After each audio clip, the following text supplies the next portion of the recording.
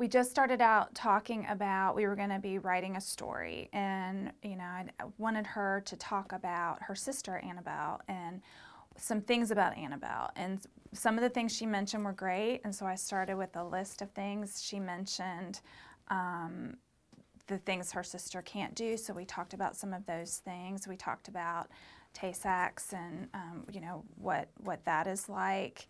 And I just kind of put some big words down that she was mentioning, and I thought we would use those to build the story. Well, it didn't work out that way. She didn't want to talk about that anymore. But she did want to talk about her sister, and she really wanted to write her sister's name, and she wanted to write her name, and she wanted to talk about her family and draw about her family. So that's where we went. I just kind of let her lead it. So in dealing, with such a complicated issue, it's difficult for anyone, let alone someone, a 4 or 5-year-old. How do you go about approaching those kind of things in a way that can help them as a child? So I think we focus mainly on just feelings, not necessarily, feelings related to living with a terminal illness, but just what those feelings are in general, just labeling that and being okay with whatever comes up, and that it's okay to laugh and it's okay to cry, and just making her know that that's all normal, and that focusing on family, and she's got a wonderful family and wonderful support and that special relationship with her sister.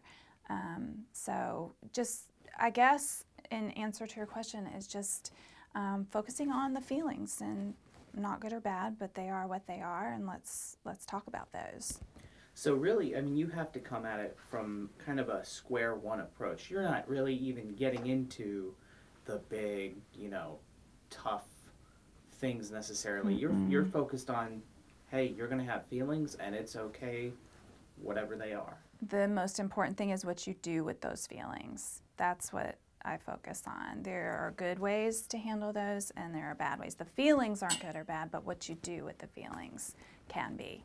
So just letting her know, and letting her know that she needs to have a safe person or people to go to when she's having feelings, and maybe she doesn't understand them. She's 4 years old. Well, today she's 5, but she's young, and feelings can be confusing for adults who are in these situations, and you can feel conflicted and not be able to identify those. So for her, when she's feeling scared or needs hugs or needs to talk, or that she has somebody that she can go to.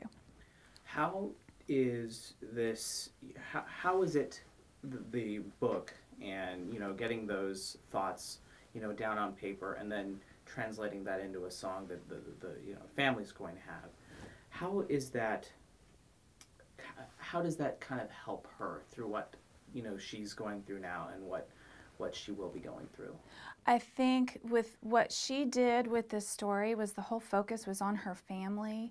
She talked about travel, and she drew lots and lots of pictures of the family, and I think having that in the memories that she'll be able to look back on this project when she has the book itself and the song, to always have that and look back and recognize that the family, that was a family unit, that they did things together, that Annabelle is a big part of that family, and she's always going to be the big sister, and just have that memory item. Those legacy items are critically important to our families.